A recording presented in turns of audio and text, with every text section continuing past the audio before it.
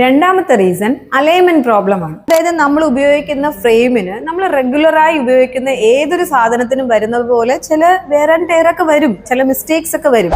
ഈ ഒരു ഫ്രെയിം ഞാൻ വെച്ച് കാണിച്ചു തരാം. ഇപ്പോൾ ഈ ഒരു ഫ്രെയിം നിങ്ങൾ ക്ലോസർ ആയിട്ട് നോക്കുമ്പോൾ ചേഞ്ച് വരുന്നതായിട്ട് തോന്നുന്നുണ്ടോ?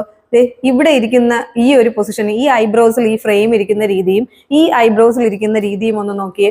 ഓവർ ദ ടൈം നമ്മൾ ഉപയോഗിച്ച് കുറേ നാളാവുമ്പോൾ നമ്മൾ ഉപയോഗിക്കുന്ന ഫ്രെയിമിൽ വരുന്ന ചേഞ്ചസ് ആണ്.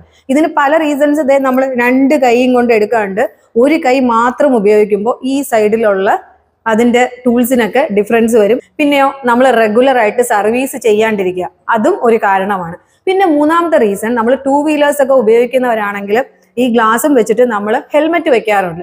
ഈ ഹെൽമെറ്റ് ഓരോ തവണ എടുക്കുകയും വെക്കുകയും ചെയ്യുമ്പോൾ ഗ്ലാസ് വെച്ചിട്ടാണെങ്കിൽ അതിന്റെ എല്ലാ പ്രോബ്ലവും നിങ്ങളുടെ ഫ്രെയിമിനെയും ബാധിക്കുന്നതായിരിക്കും. സോ എപ്പോഴും 2 വീലേഴ്സ് ഉപയോഗിക്കുന്നവര് ഹെൽമെറ്റ് റിമൂവ് ചെയ്യുന്നതിന് മുന്നേ നമ്മുടെ ഫ്രെയിം ആയിരിക്കണം ആദ്യം എടുക്കേണ്ടത്. അല്ലെങ്കിൽ അലൈൻമെന്റിനെല്ലാം പ്രോബ്ലം വരും, നിങ്ങളുടെ വിഷനെ തന്നെ അത് ബാധിക്കും.